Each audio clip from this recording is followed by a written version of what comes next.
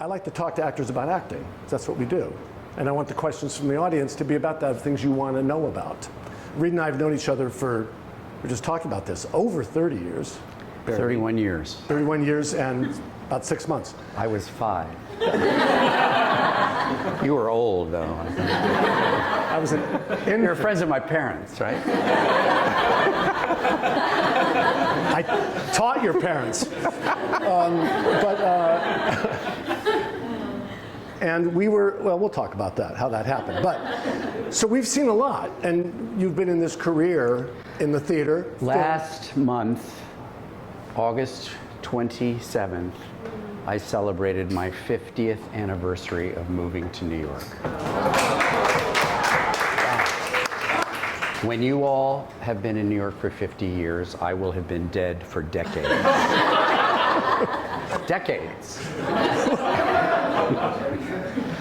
So think of me. As I was saying. I just had to get that out there. So you've seen what's happened in theater and the world. Camera work and the world, meaning film and television. We'll talk about all those kind of things. So afterwards, we'll stick around a little bit. We'll talk, we'll have some question and answers. Then you can stick around for a while and get some more to drink and talk amongst each other. We're not going to throw you out. Yeah. Because that's part of what we do. So let's get started, shall we? Yay. I have some things I wrote down, but I don't want to talk about any of these, but it might come up naturally. Okay. Let's talk about that 50 years ago. You got here, and what was the time between when you arrived with your suitcases at Port Authority, your little beanie. This was about that. And you actually got your first professional job? 3 months. I was at Boston University in their theater program, and loved freshman year and hated sophomore year. And I thought, I'm going to move to New York and start my fantastic career. So I dropped out, and because I had only gone to school for 2 years, my parents wanted me to continue school, so I went to Circle in the Square, which was terrible. Really bad. I was with the meanest group of actors ever assembled. And that's saying something. The teacher was Nikos Zacharopoulos, who ran Williamstown for 1 billion years, and he was good, but he would finish, people would finish the scene, and he'd say, "Glass, glass, what do you take?" And it's Greek. And people would be like, "I don't know what he was doing. I'm sorry, I don't know what he was doing." I was like, yikes. It was just mean. So anyway, they still have Backstage, right? Don't they? Yeah. That was really it. There was no Actors Access, obviously no internet, anything. So I would buy Backstage at the newsstand on the corner every Thursday when it came out, like I was buying a porno magazine. I would sort of sneak it under my arm and run home and look for auditions. And there was an audition for children's theater, a tour called the National Theater Company. And I'm not a musical theater guy, but it was musicals. So I sent in my picture and resume, and they called me in, and I went in and I sang. We did 2 shows. I got it. It was Connecticut Yankee and King Arthur's Court. I was Sir Lancelot. And Swiss Family Robinson, set in America. There was nothing Swiss about it, but it was still called Swiss Family Robinson. And I was the older son. Hello, Isabel. Anyhow, I got to drop out of Circle in the Square after 3 months and started my career. I toured for 9 months in an unheated and unair-conditioned station wagon. And that was the first time I almost left the theater. There have been 3 times in my 50 years where I said, I have to go. But after that torturous experience doing the children's theater thing, the bigger thing that happened to me was I moved down to New York with a guy I didn't know. We drove down the same day. And he lived a couple blocks away, and he called me up shortly after we got here, and he said, I am auditioning for an acting class that a friend of mine is in, that's sponsored by the National Academy of Television Arts and Sciences, the people that do the Emmys. It was a free class. What? And he said, would you do a scene with me for the audition? And I said, sure. Well, I got in and he didn't. We're still friends. And I was in that class for 10 years. And that's where I really feel like I learned everything that I know about being an actor. And those of you, sprinkling who've taken class with me, that's what I teach, what I learned in that acting class. And in that class was Sigourney Weaver, who had just moved to New York. She was my best friend for 25 years. And Mercedes Ruehl was in that class, and a lot of people you never heard of. But it was instrumental in changing my life and how I act. So 3 months I got my equity card. And the first big break-ish came the workshop that I was in with Sigourney. We did a showcase in 1976. And Sigourney was in it, and some of her friends from Yale came to see it. And they asked me if I would be in a play that they were doing. Sigourney's next play was going to be at Playwrights Horizons, the second play ever at Playwrights Horizons. That's how long ago this was. And I said yes, I would play Sigourney's brother. And it was a play called Gemini, and it ran for 4 years. It's one of the longest running plays in Broadway history. And I was in it for 2 years. And I lost my mind. 2 years is too long to do anything. So it's weird, because you're like, I want to be in a hit. And then you're in a hit, and you're like, get me out of here. So, next question.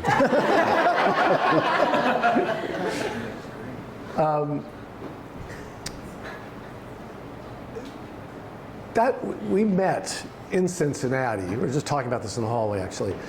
And I was that Cincinnati Playhouse, and it was still happening that you could be an actor, a regional theater actor, which means you'd live in New York, or I was in San Francisco, I think then. But you would get a call. They're looking for people, and you'd audition for regional theaters. They weren't just casting locally. And we did a lot of that, and that's where we met. I was in one theater and you were in the other theater, and of course we all go to the bar afterwards, all the cast, and I saw this guy act in this play because we saw each other's shows on our off days or whatever, and I tell you, I never told you this, but I thought, who is that guy? Because is he really acting? He's talking. Is he? Sometimes I thought you were ad-libbing, because it was just so grounded, and so specific, and so present, and everything I've ever seen you act in has that quality. And it doesn't mean you're playing yourself. It means that you are being completely present of that guy. I've seen you play wild character roles, and things that are close to yourself, and it's a real tribute to you. And it also is a tribute to how actors forge relationships. So I was saying when we first walked in, when I first started, because you never know that could happen to you in this room. I just made a movie, super low budget movie. The director was a woman who had been in my acting class at HB Studios 12 years ago. And she stopped acting, and she's now directing. And she wrote me and said, would you be the lead in this movie I'm making? It's like, yeah, sure, I would. Why would I say no? What you're saying, you guys have been in class, you can talk along with me, choral speaking.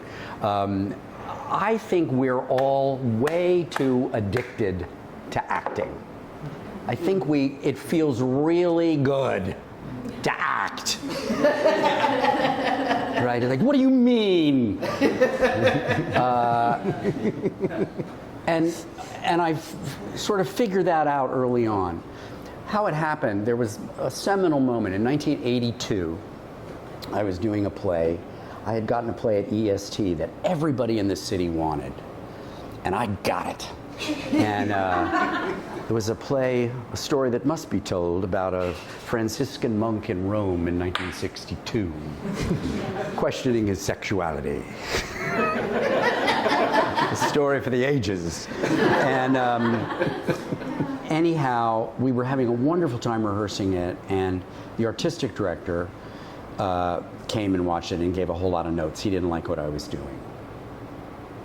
And the director, who I loved, we had a big fight about it. I think I'm doing this, and finally I said, okay, let's just do it. And I was so angry at him for this fight that I just talked. And all of a sudden, everybody was like, that was incredible. And I thought, it was. It was really good. You don't have to work so hard. You really don't have to work so hard. This is a lesson to learn over and over and over again. Let the play do the work. And you just get up there and channel it. What I say is that I feel like you read the play, and it's okay, he's from Ireland and he's missing a leg and his father beat him up and he's a drunk and blah, blah, blah, whatever the text tells you is the guy's issues. And you put it in the computer. I guess this is your talent. You put it in your computer and you let the computer come up with the algorithm. Because when you start to act on top of all that, it's a hat on a hat. You know what I mean? And think about, here's the person I think that does this better than almost anybody in the world. Judi Dench. I feel like Judi Dench can just be, and she'll kill you. If you haven't ever seen it, see this movie, Philomena. You know this movie? No. Judi Dench is playing a woman who gave up her son at adoption, and she's trying to find him now 100 years later. And at one point she's found was adopted in America, and he's lost. Maybe he's dead, whatever. But there's a shot of her driving in the back of a cab through Washington, D.C. at night, sitting and looking out the window, and it kills you. I could start crying right now thinking about it. She's not showing off. This is the thing. We're also addicted to showing off. We think if we act, we're going to win a prize. Because we see people who schmacked win prizes. And we think that's good acting. And it's not. But we're so used to it. If somebody goes, we think, oh, they're sad. Okay, yeah. The story's being told. I get that he's sad. I don't feel anything because it's so phony baloney. But the story's being told. I've killed a couple hours and then we go out for pizza afterwards. But if you see somebody who's actually having the experience, like you have the experience, like we all do, you don't know what to do because you so recognize yourself in that moment. You're not overwhelmed by their showing off, by their schmacking. They're having the authentic experience. And that's what we are all hungry for. That's what we go for. We want to see something, learn something about what it means to be alive. And that hardly ever happens. Usually it's like children's theater, and it's like, yeah, that's entertaining. A couple of good tunes, a couple of bad tunes. Yeah, okay. But you don't take it with you. But you all have seen these things. You wouldn't be here if you hadn't been touched in some profound way by somebody's performance. When it cuts through, that willing suspension of disbelief, it cuts through, you forget where you are. You're just, it's like, oh my God, she's so hurt by him. And you just think it's real. And that's what you want.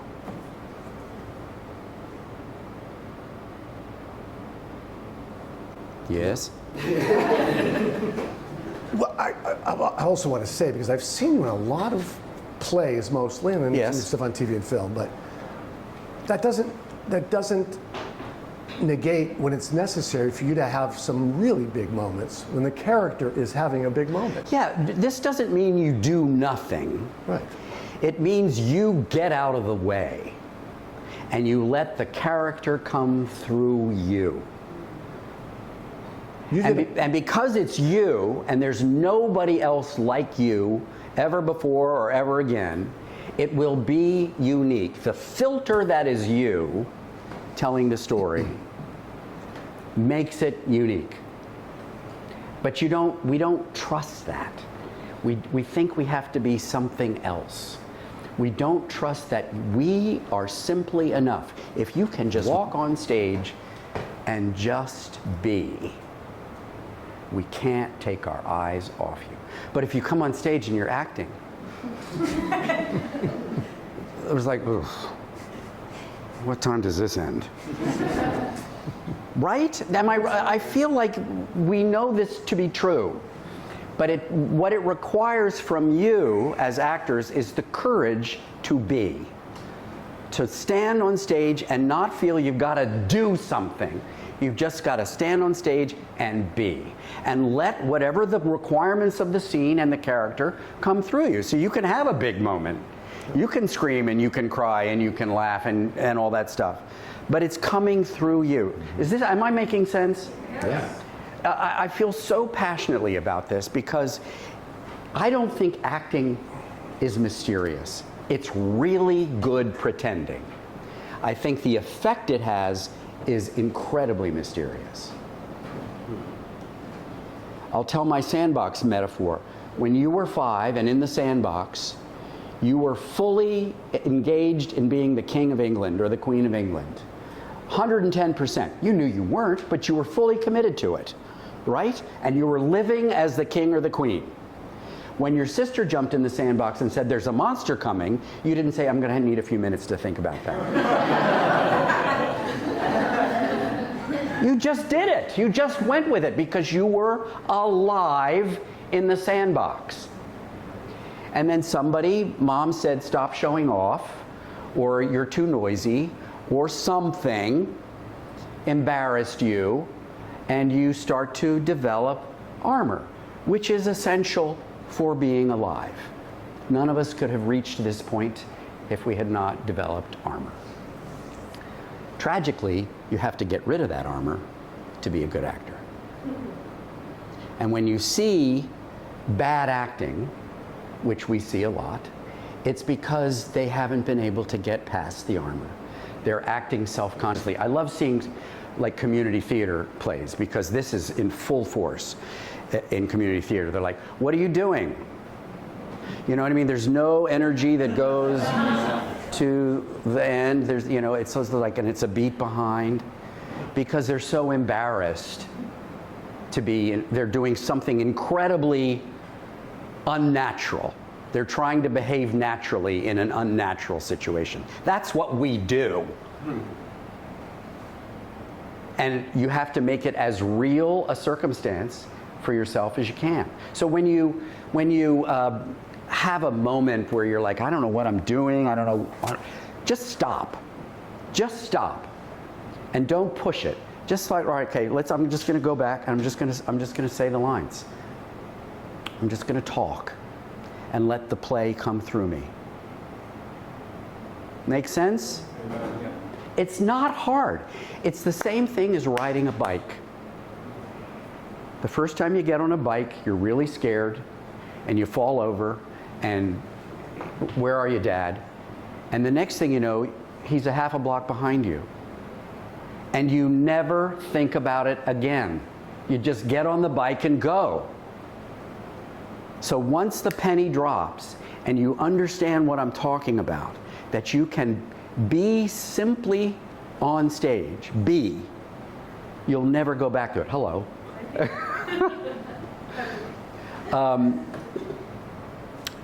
So, there are 3 things I think I'm hogging this. I'm not. You wanted to ask me questions. Do you want to still ask me questions? This is just here in case we want to talk about this stuff. We could just do Clearly, this. that's not going to happen.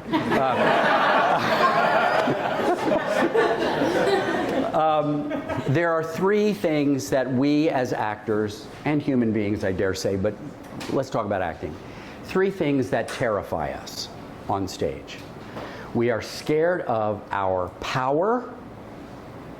We are scared of our anger, our rage, and we're scared of our sexuality. So we present those three things in like the weird movie version of all of them. It's like, I'm really mad. Or when you've got a love scene, it's like, I can't let people see the face I make when I'm having sex, because they'll know something big about me. They'll know that's the face he makes.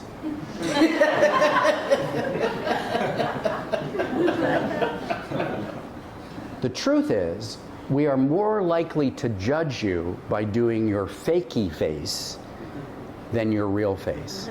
If you do your real face, I think that guy's a genius. If you do your fakey face, I'm going, he's a big faker.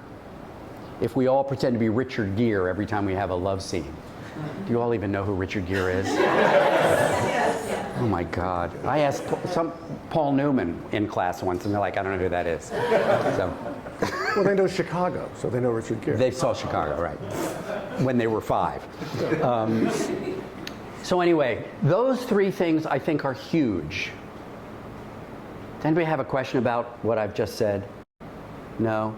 Yes? So, one of the things that Scott talks about in class that I really like as a framework is like the distance from the character that you're trying to work with is sort of like a 4-point scale. And I'm going to totally screw this up now, but like, you know, level 1 is totally so close to you that you're like, I get it.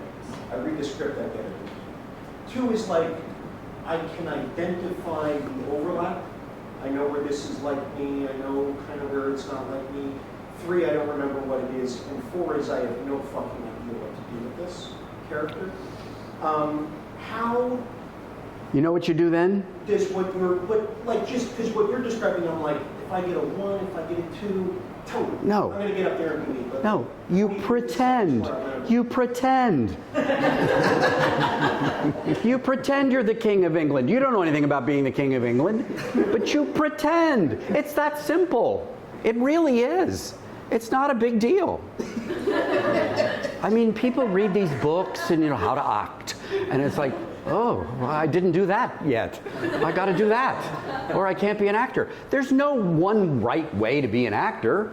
Whatever you need to get to really good pretending so that you break through the armor, that's all it is. If Scott's got some tips, if I've got some tips to help you get through that, hooray. If Uta Hagen's got a tip, if Lee Strasberg's got a tip, take it and run.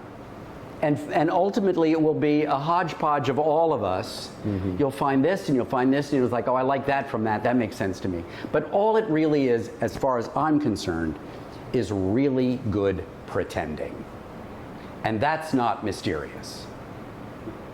Yeah, the number 3 that you don't remember is kind of what we're talking about, because that is the role that you can see it, but you don't have any idea how to get it in, but you're excited and relishing the challenge, and you're going to see if you can find this guy.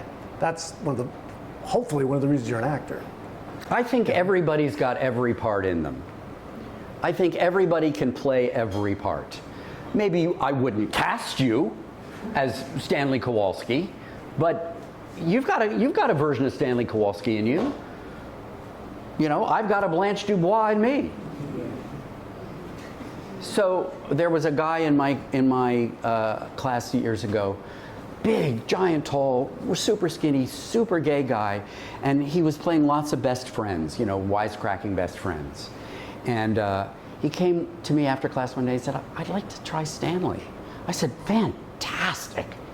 And he came in with a completely respectable Stanley for him. you know? And I think it was a huge moment in his life that he was able to sort of say, I can do that. The Humans, hello. You want us to start over again? Sorry. The Humans, when I got cast in The Humans, some of you probably saw that. Can I do it a little caption at the bottom? Off-Broadway, Steve Caron play, very successful. That entire cast went to Broadway, right? The entire cast? Yeah. And it was an amazing evening of theater, and that's when you got the Tony Award for that. Right. Deservedly, of course. Oh, thank you. Well, Sam Gold called me up one night in October of 2014, and he said, I'm doing a reading of a play tomorrow, and I've lost an actor. Would you do me a huge favor and read this part? I said, yeah, of course. And he said, just so you know, it's not your part. I said, oh, okay, why? What is it? He said, it's a janitor from Scranton. And I said, absolutely not. It's not my part. I would never in a billion years cast me as a janitor from Scranton. Because I thought janitors from Scranton looked like Fred Flintstone. And so I went and did the reading the next day and did my best janitor from Scranton. A year went by. I didn't hear anything. I heard sort of there was a workshop with David Morse, and there was a workshop with Jeff Daniels, and things were happening. And then I saw on Playbill or something that it was announced that it was going to open the theater at the Roundabout at the Laura Pels. And miraculously, I ran into the playwright that night at a thing. And I said, I see you're doing the play, and it's not Sam Gold, it's Joe Mantello now. I had just done Casa Valentina with him, and that's fantastic. And he was completely inscrutable and just stared at me. And I said, just so you know, I don't know why I did this, just so you know, I'd love to play that part.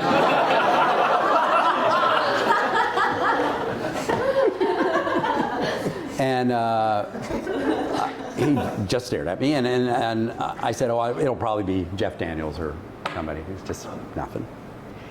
And then 2 weeks later, he wrote me and said, we're going to offer you the part. I don't know what went on. I don't know what movie star turned it down. You know, I'll never know. But that's how it came to me, and I was like, oh, okay. I guess I can be a janitor from Scranton. You know, so you've got all these parts in you. Don't think you don't. Just find them. Pretend. The story I like is, this is the way I remember it. Sam and Annie Baker, they came to you about Vanya. And my memory is that you didn't want to do it. You didn't want to do Chekhov. Is that right? That's right. Well, no, we had done Circle Mirror Transformation Right. together. And I think because I was pretty grumpy, they thought, you know who would be a great Uncle Vanya? Reed. And so they wrote it for me. She wrote it for me.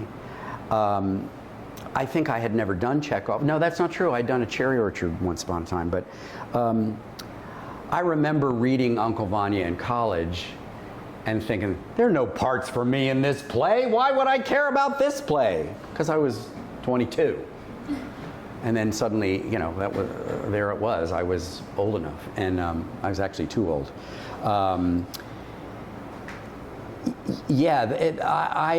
loved doing that.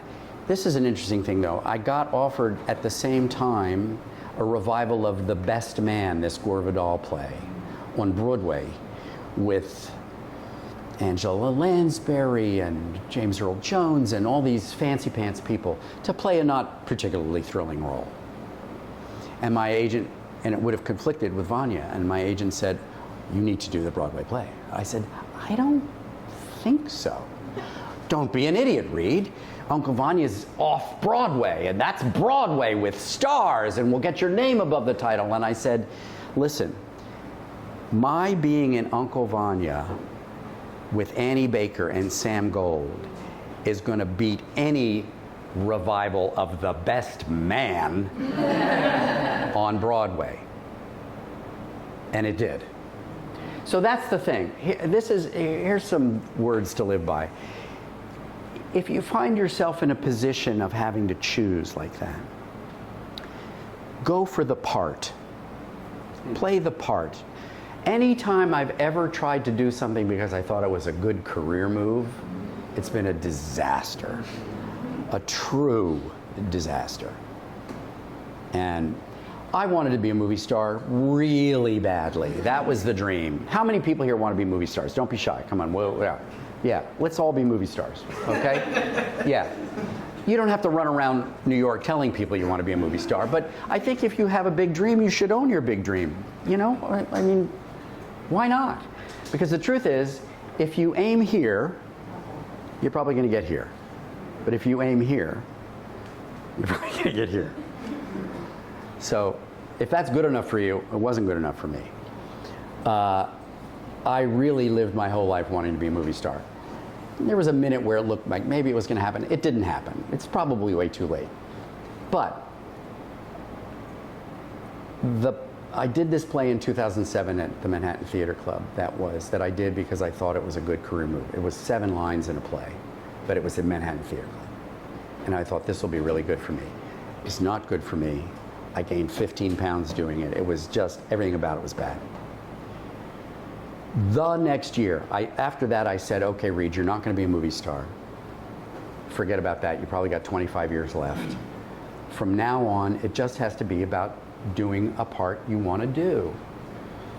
The next play I got offered was the Sarah Kane play, Blasted, at the Soho Rep for 75 seats for $270 a week.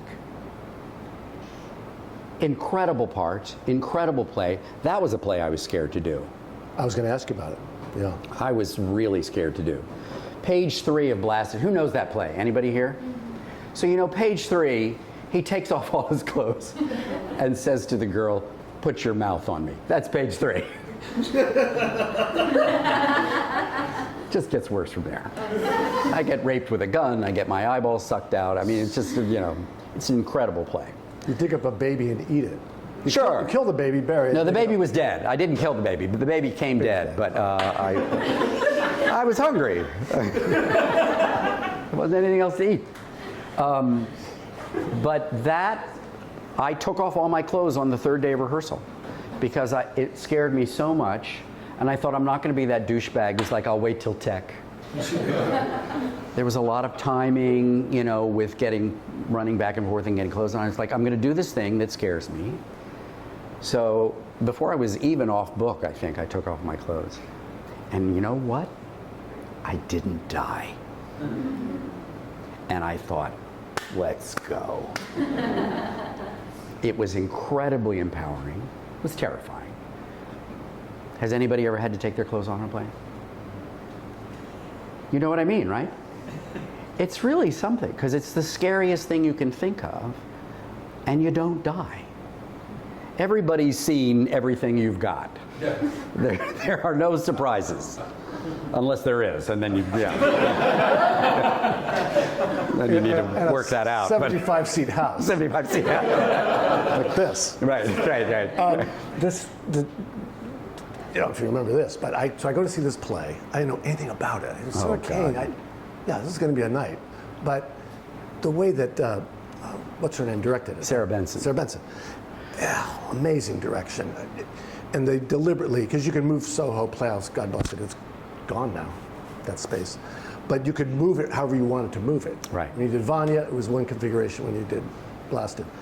And so there were these benches, I remember, but you couldn't, there was no way you could exit the theater without making a spectacle of yourself and walking in front of the actors. So you were trapped there, essentially. And it was not pleasant. No. It's horrific. Yeah. We just began to tell some of the apocalyptic stuff with you. And Marin Ireland and Reed are doing some of the best acting I've ever seen in my life. So I'm like, it's horrifying. And the play ends and the audience is silent. And I'm way out in the lobby, and you come out. What do you do? How do you do that 8 shows a week? And you said, you remember what you said? I think so. It's like playing cops and robbers. That's what it was like. Yeah. You said, we're having so much fun. Are you kidding me? Yeah. This is the thing. You know, I think we all have been sold this bill of goods that acting has to be painful. That to be really, you need to be an alcoholic and pain. It needs to be painful. I think it's essential that there is joy of performance no matter what you're doing. And that's one of the first things that goes when you become a professional actor, because it stops being fun. We all got into it because it was really fun, wasn't it? When you did it in high school and stuff? It's really fun. And then you get to New York and it's not fun, auditioning's not fun, and you know, you're gonna get fired, or you do get fired. I've been fired twice. Yeah, it's just like, where's the joy? Without the joy of performance, I don't care what play you're doing, it could be the worst, most horrifying thing in the world. I loved doing Blasted. It did everything you want a play to do. It fed me. It fed me so much because it was someplace I'd never gone before, and I found out I could do it. I was terrified when they offered it to me. I really was. I thought, they've made a terrible mistake asking me to do this. And then I thought, they didn't ask me to do this to do me a favor. This was a big deal for them. If they think I can do it, who am I to say I can't? Right? This is the thing. We stop ourselves all the time. I can't do that. I'm not famous enough. I'm not fancy enough. Why not? Because here's the truth, guys. Tick tock.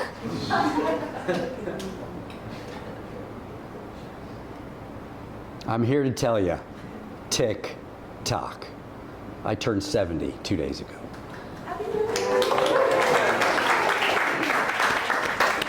Don't I get a standing ovation? No, thank you. No, it's, I mean, I feel like I'm just getting started, but the truth is, I said to Scott, I've been on the planet for 70 years. It's insane to me. I feel like I'm all your guys' age. I really do. It's like, we're all the same age, right? And then we look at the videotape, it's like, oh my God. Ew. Yuck. I know. Yeah. Yeah, wow. I'm gonna segue a little bit, if it's okay.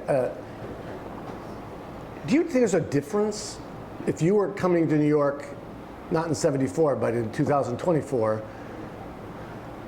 Would this happen for Reed Birney? Is the landscape that you walked into then there for that young guy? Well, remember, it didn't happen for me till I was in my 50s. Well, if you had said to me when I was your age, just wait till you're 54, things will be great, I would have killed myself. well, by it, you mean, what do you mean by it? You were working the whole time. What do you mean by it? I was doing crummy plays at crummy theaters. I worked all the time. I wasn't making any money. Mm-hmm. And I didn't work twice for a year. And one of those years, I didn't have an audition for a year.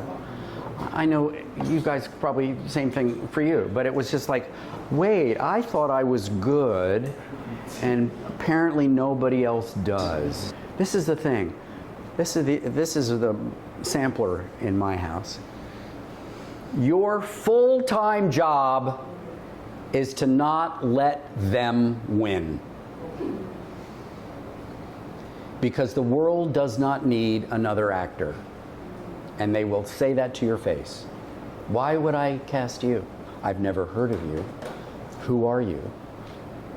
The truth is, you have to persevere and make yourself essential. And you do that by continuing.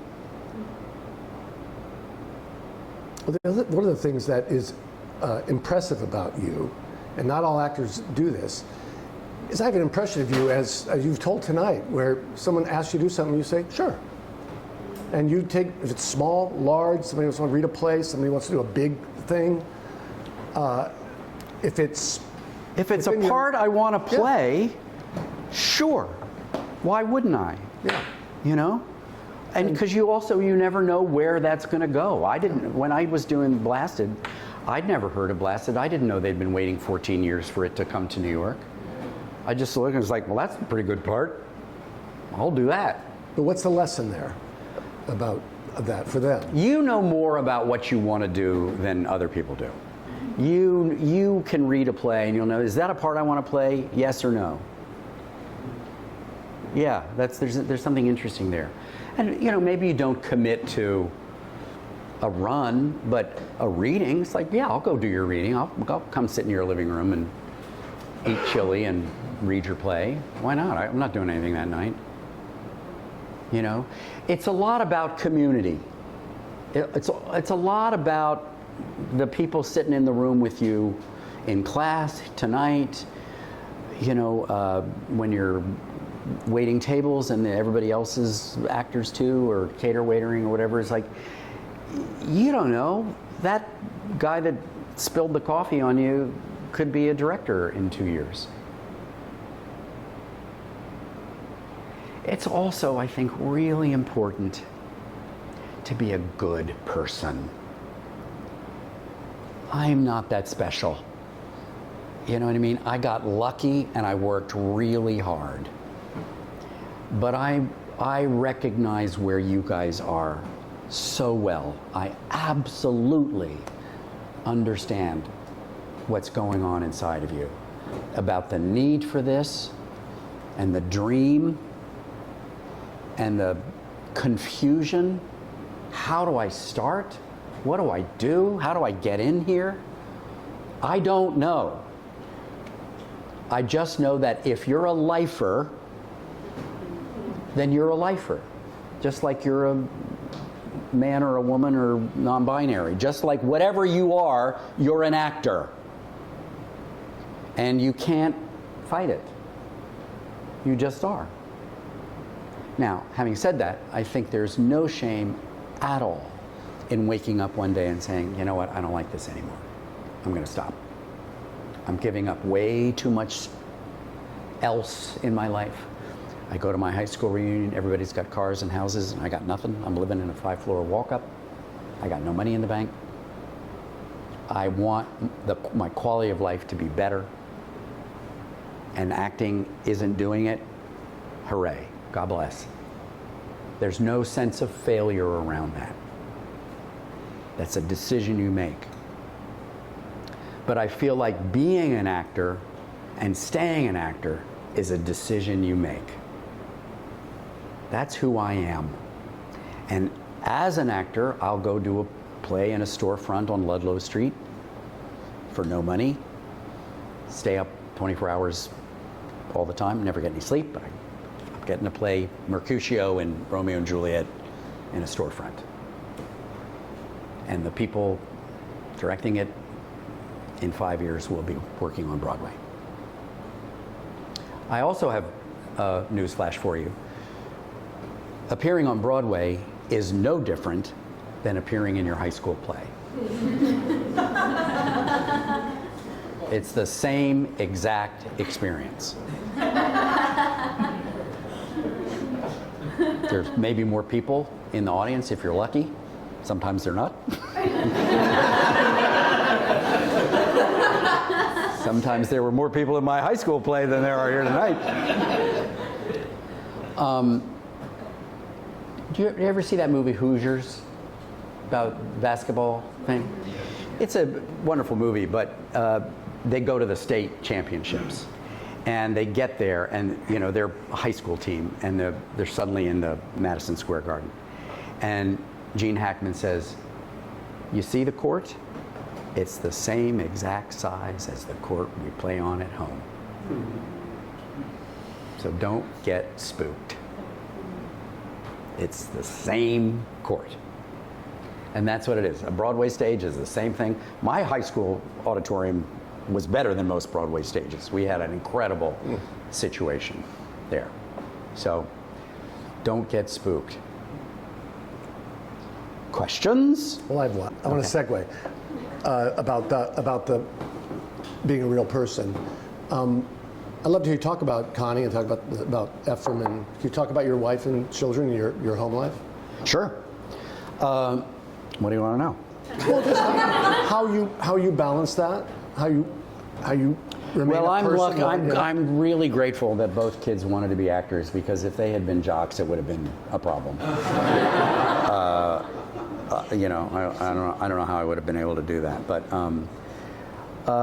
it's kind of all show business all the time at home. But both our kids are really good, so. They're both good actors, and your wife's a good actor. And my wife's a wonderful actor too. And at one point, Gus, our daughter Gus, who's now 25, had just decided she wanted to be an actor. And Connie usually works on them with their auditions and their scenes and stuff. And I think I'm a little intimidating for them, but at one point it was my turn to coach Gus. She was auditioning for that Midsummer Night's Dream that Julie Taymor did 12 years ago, something like, for a fairy. And it was, I was going to be the coach. And Gussie started, and she went right into like, oh, what a beautiful day. And I thought, oh, what do I do? I thought, am I going to be dad, or am I going to be the acting teacher? So I simply said, why are you talking like that? And she got it. It was incredible. She got it. She was doing the musical comedy version. And I mean, I've seen her do some stuff where I'm like, where did that come from? She played this goth girl on Bull or something. She doesn't know anything about goth. Nothing. I promise you, nothing. And she was terrifying. She pretended. It's really all it was. It's not hard. Yeah. We should take some questions now. I'm screaming, I'm sorry. Sorry. It helps if you say your name, so it makes it friendlier, and we know who you are. Okay, I'm Rich. Right? So you're talking about pretending. Do you, what's the value of research? Well, it's all stuff that goes in the computer. Okay. You know, it fills in the blanks. So maybe you don't have to imagine as much. I once played Lee Harvey Oswald in a play. And I don't usually do a lot of research, but it was the first time I think I played a real person, and I had a ball. I read the whole Warren Commission report, and I went to Dallas, and I stood in all the spots, the spot where he was holding the gun, and I went to the house he was living in the day he shot him, and talked my way inside. It was so much fun. But because I had all these images from my research, they were all right there. One of the things that sort of about that, I remember feeling, because I did Gemini way too long, but when you start it, your rehearsal process is you're putting stones in the river to get across, right? I've got to get from here to the end of the play. So I've got this moment, and then I've got this moment, and I've got this moment, and I'm on the other side. And I'm successfully on the other side. And then you keep doing it, and you keep filling in. It's like, so now I have this stone to go between these two stones. And eventually, you've built a very nice pathway across the river. The danger is, of course, you get bored and you start improving. And, you know, wouldn't it be wonderful if I fainted in the middle of that speech? You know, and that's when the director often will come back and say, let's take all of the improvements out, because they're not serving the play. But that's sort of what the research, I think, does, is it just fills in going across the river. Make sense? Yes. Thank you. That's nice. Yeah. Hey. Yeah, can you talk a little bit about... Who's talking? Oh, Ricky. Oh, hi. Sorry. Hi, Ricky. Hi. I'm Ricky. I had a couple questions, I think. One is, you know, I think you've talked a lot about, you know, theater. Do you have any, like, you know, process, ideas, thoughts about, you know, when you are on a set versus on a stage, what modulates, what changes, anything to, anything around that? I think telling the truth is telling the truth. I think, you may have to do some adjustments of the dials. Maybe you don't have to project so loudly to get to the balcony on a movie set. You can whisper and create that moment. But I think the impulse to tell the truth is the same in all of them.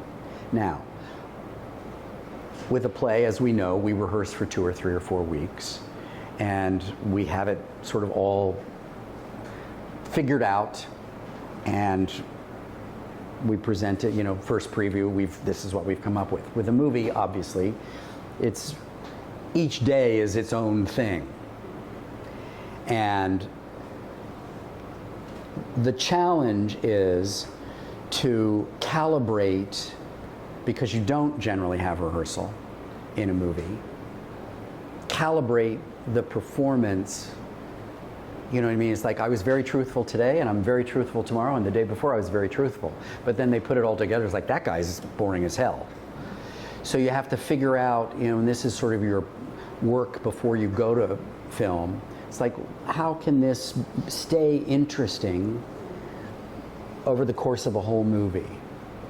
Generally, a movie is, I find that I'll work on tomorrow's lines and things the night before, so that I'm fresh on that. I go in and I'm working, I've got that fresh in my mind, but it's a little bit like the difference if you've ever taken a drawing class.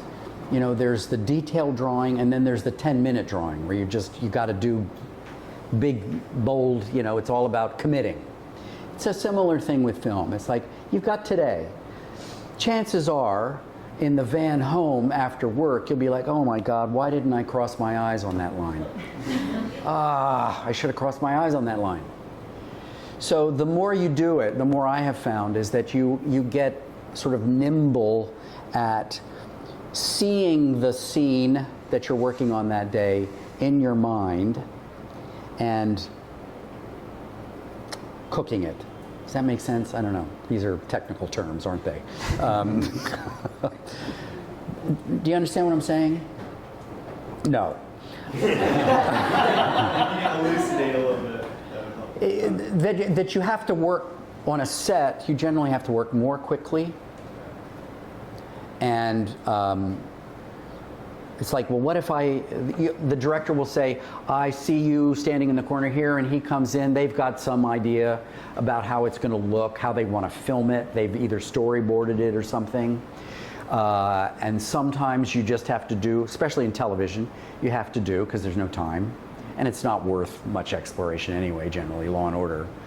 Just make the check out to Reed Birney, thanks. But if it's a more interesting thing, you'd be like, okay, you think I'm over there, but wouldn't it? What would happen if I sat here, and she came in and sat next to me? And if you've got a good director, they'll listen to you and they'll be like, actually, that's interesting, or they'll say, no, that's really not what I want. And then you're like, okay, I'll do it over there. But it's more sort of spontaneously collaborative film stuff. It's got a slightly more psychological challenge, because it's in a weird way, you only have to get it right once, but it's more dangerous in a weird way because you get one chance at it. Whereas the play, I've rehearsed it for a month, and I have tomorrow night to figure out that moment if it didn't work. Does that make sense? Well, also, that doesn't sound like something you would do on the first rehearsal of a play. Well, the joke about play rehearsal is you spend 4 weeks to get back to the first impulse you had on the day one. So, generally it's like, I was pretty good that first day. I don't know what I'm going to do for the next month. Right. Right. The playwright's at the reading and then comes back 2 weeks later and says, what happened? What happened? They were so That's good. not why we cast you. Margie. Hi. Hi, Reed. I'm Margie. Hi, Margie. Can you talk a bit more about the experience of working with bad directors as opposed to toxic, but like people who are giving you direction that you you go? I know, it's very hard. It's very hard, especially if they're fancy and powerful. You have to, in a very real way, you have to be director-proof. And trust that your instincts are right. That doesn't mean you get into a big fight every day at rehearsal. I know an actor who was like, the director would give them bad direction. They'd go, uh-huh, that's fantastic, that's a great idea, and then just do whatever they wanted to do. And the director didn't know any different. Because you're like, yeah, you're a genius, I'm going to do that. And I did a play, The Master and Margarita, when I was 1978. It was at the Public. It was the thing that got me out of Gemini. You know that it's a Bulgakov novel, Russian novel. It's this thick. And I was playing Ivan Homeless, the poet. And F. Murray Abraham was the master before he was famous. And Andrei Serban was the director. And he had just had this incredible production of The Cherry Orchard at Lincoln Center that was so beautiful. And I got cast in this play, and I thought, he's going to teach me things as an actor that I never knew. He's going to take me places. And he's a terrible director and doesn't like or know anything about actors. And he came up to me one night before the show. We were in performance. 5 minutes before places. He's like, in 10 years, you'll be a very great actor. You're so real. But you're not an actor now. Places. And I had to have a big mad scene at one point and sort of fall to the ground and writhe around. I was in an insane asylum. Ah! This is rehearsal. He's like, stop, stop, stop, your voice. It's so nga, nga, nga, nga, nga.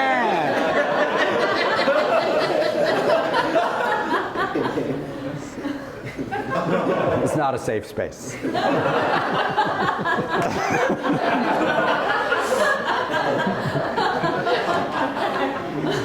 Now, I think today, I would like to think I would handle that differently. How would you handle it today? I would not let him get to me.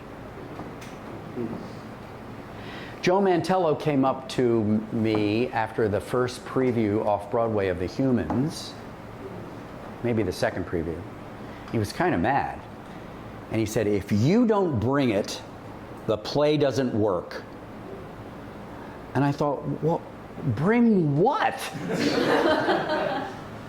I was so mad. It's like, you just can't drop that on me and walk away. And the next day, I was so sort of mad about it, I just said, fuck it. And after it was over, he said, that's it.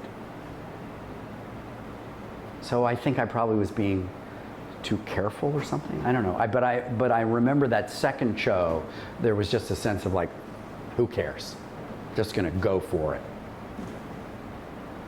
You know, the fear thing, our watching ourselves, that's a problem.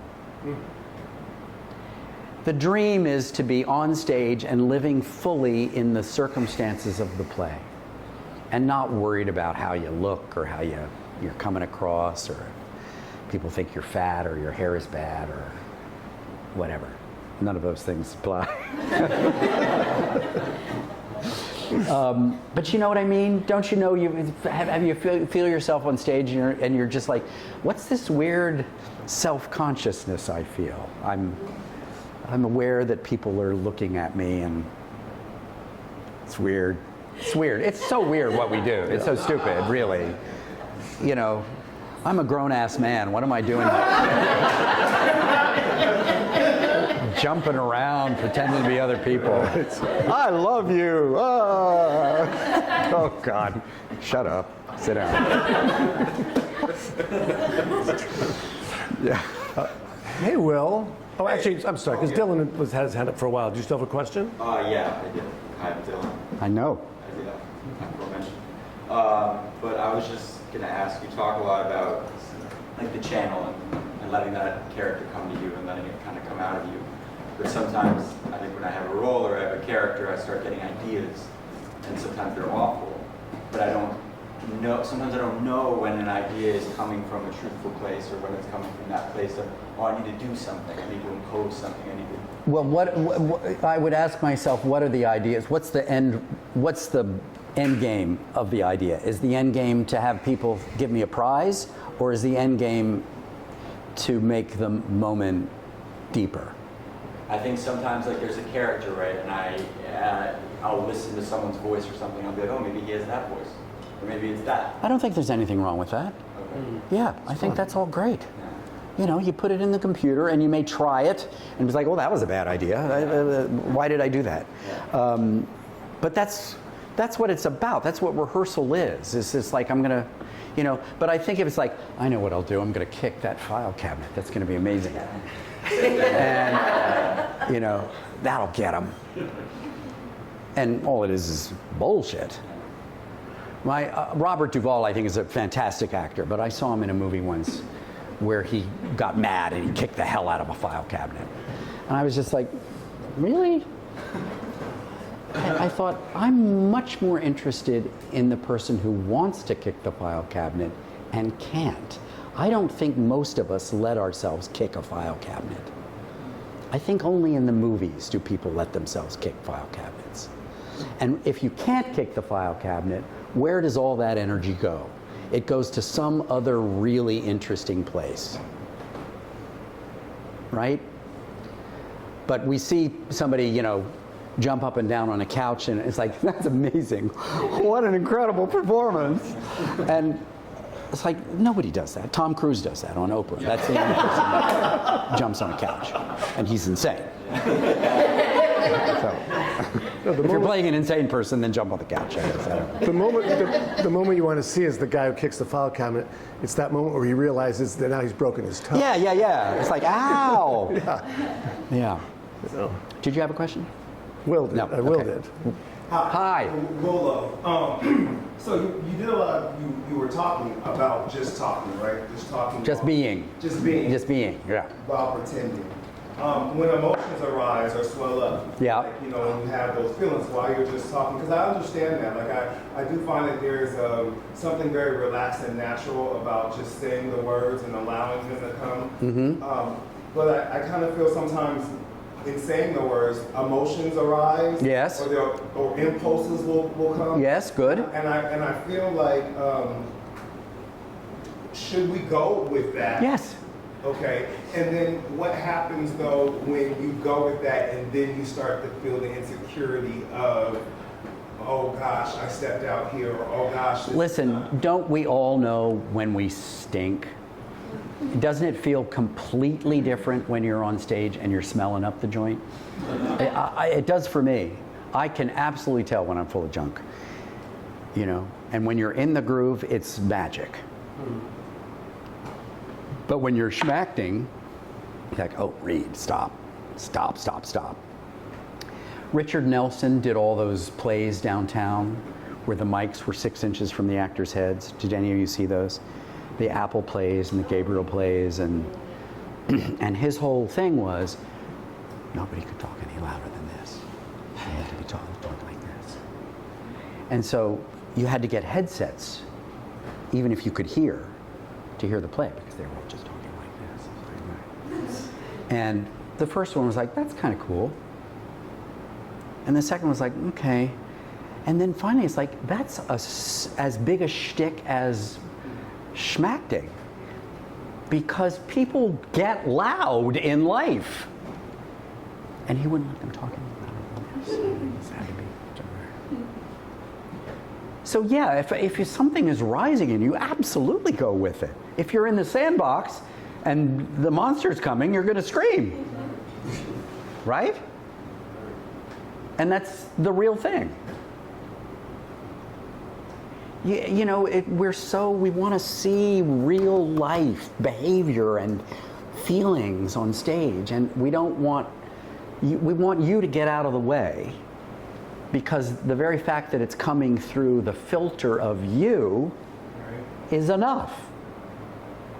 But when you, the actor, tries to manipulate that impulse that's coming through you. Is this too airy-fairy? I'm sorry. No. If you're like, you know, I'm gonna manipulate it in some way, then it becomes fake. You're interrupting the honest thing of you being on stage. How does a character then, I guess, because in that, I guess what would happen, or what I would feel like is, you know, could be stinking thinking, but it's like you're doing a whole nother play now, and you're doing a whole nother part, right? There's going to be something that comes with that whole other play, a whole other part. So if I'm just doing me or the impulses, It's not. You're not playing yourself. It's not that. And I'm not saying you do nothing. I'm saying your ego gets out of the way, and you let the impulse of the character that you have put into the computer, typed into the computer. He's got one leg. He's blind in one eye. Blah blah. Whatever it is. That's in there. You let the computer, your talent, bring it through you. I know it sounds really crazy, but believe me, it works. Yeah. Why don't we, let's Kristen. Well, in that vein, I mean, I really connect with that, the way of speaking about it. Yeah. Have you ever, I'm someone who it's taken me a long time to realize that there's a lot of physical undoing that I needed to do for my instrument. I don't know what that means. Like Alexander technique. Like Oh, you felt like you were locked in physically places. blocked, Yes. Like psychosomatic. Yes. Like, does that, like, in your journey, have you had a journey with voice and speech, or? Well, look, physical- you know, all we've got. This is the package. This is Yeah. it. Yeah. You know what I mean? I'm 70 years old, so this is what it's going to be. Whoever the character is, he's going to look a lot like this, Yeah. right? Yeah. So I think Alexander technique's great. Yeah. I don't think it's essential to be a good actor Great. Okay. at all. Yeah. You know, I think when you're letting the thing take over. Yeah. I don't know if it's happened to you, but I have often found myself behaving in ways that I literally don't recognize myself. It's a very delicate place. It's like a, I mean, I don't know. I mean, I guess it's kind of mysterious, but you know, you just it's just like there was a play I did, The Common Pursuit, a beautiful play by Simon Gray, and I was playing this sort of shy guy, and it follows people over 15 years, from like 22 to 37, say, and I replaced in it, so I didn't even have a rehearsal process. But there was one time I was out on stage and I was behaving in ways as like, what is happening? Who are you? This is something weird going on. I don't know who you are. But I also, the students have heard this story, I made a decision as an actor that I couldn't put my hands in my pockets. Just a technical restriction I gave myself. Because God knows it's much better to be on stage with your hands in your pockets, because then you don't have to worry about what to do with your hands. And so I couldn't put my hands in my pockets. And so I had to find all this other behavior happened because of that, which was really interesting and surprised me. And then the last moment of the play, where I say goodbye to my best friend, I've stolen his wife, and you know, you don't expect this shy guy to be that. I say goodbye to my friend, and I put my hands in my pockets and I walked out.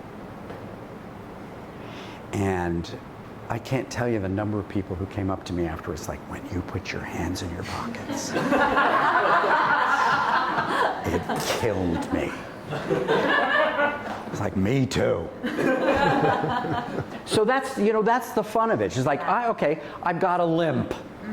Maybe it's not in the script, but maybe he's got arthritis, or she's got a bad toe, or something like that, you know? And you don't have to talk about it, you don't have to broadcast it, but you make a decision. It's like, and that influences how you move and how you behave.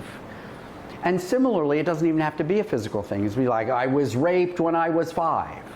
What does that do to me? It's not in the play, but it would affect the way I would relate to people. And that would make that a real specific circumstance. You know, I've got some intimacy issues. We don't know you got raped, but we see you struggling to have contact with people. And that's interesting, right? Anybody else? Alec. Right. You had mentioned there were a couple of times throughout your life that you had considered leaving. Yes. And I was wondering, could you talk a little bit about like how to sustain through whatever that seed of doubt is, whether it's disillusionment or... Are you a good actor? Yeah, I think so. I think the better answer is I am. I am, Yeah. yeah. You say, I think so, because it's like I can't say, yes, of course I'm a good actor. But the truth is, if it's true, if you know it, yes, I am. I'm a really good actor. Look, it's the worst business in the world, what we're doing. It's agony. It's agony for everybody. I once met somebody who lived in Meryl's building when she lived in New York. This was 30 years ago. And she was on the co-op board, and he said, I noticed at the co-op board last night that her fingernails are bitten down to the quick. Because even Meryl Streep is afraid that someday somebody's going to go, you're not all that, sweetheart. You know? It's just what we do. It's just who we are. So, how do you get through it? I don't know. Are you a lifer? Yeah. There's your answer. I went to a career counselor in 1994. This is the last time I tried to leave. A career counselor who had successfully rehabilitated several of my actor friends. And I thought, she's going to do it for me. Here's $3,000. Rehabilitate me. And we worked once a week, worksheets and projects, and at the end of the thing, she said, I got bad news. You're an actor. And she was right. I'm an actor. This go round, I'm an actor. I don't know why. I don't know where it came from. I wanted to be an actor since I was 5. Like anybody else in this room? Yes? You know, it's like some weird recessive gene. Right? I mean, who can explain it? You just stick with it. Perseverance. I know it's not really going to comfort you, but that's the truth. And if you need to leave, I took a sabbatical at one point. My grandmother died and left me some money, and I traveled for a year. And this was the crazy thing. I came back, my hair was down to here. I had an audition at Playwrights Horizons. I'd been gone for a solid year. And I was sitting on a folding chair with one of the guys I always auditioned against. Hey Reed, how you doing? What's up? I was like, I didn't miss a thing. If I had not gone away, I'd still be sitting right on this goddamn chair. Only my hair would be short. It'll break your heart 1 billion times. Is it worth it? That's for you to say. Do you love it? Yeah. Why do you love it? You don't have to answer. But I think we recommit every day to what we do. To the dream, to our talent, to our community. This truly, guys, is the best part of it. The people you get to hang out with as actors, you know this to be true. I'll take a good, fun dressing room over a good play any day. I've been in some real dogs, but the dressing room was hilarious. I couldn't wait to get to the theater because I knew I was going to laugh my head off. And 2 show days, even better.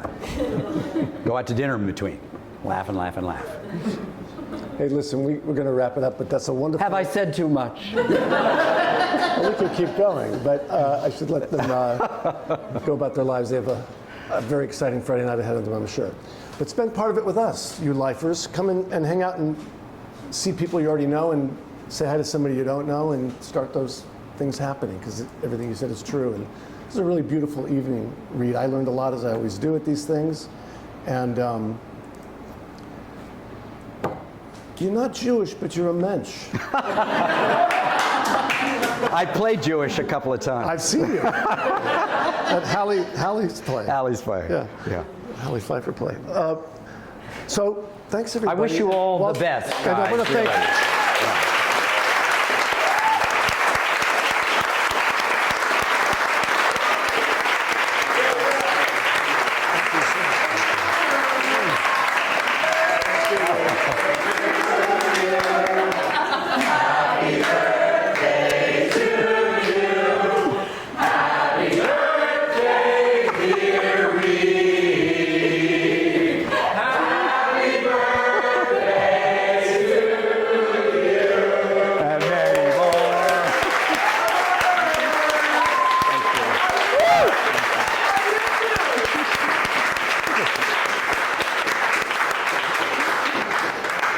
Okay, party.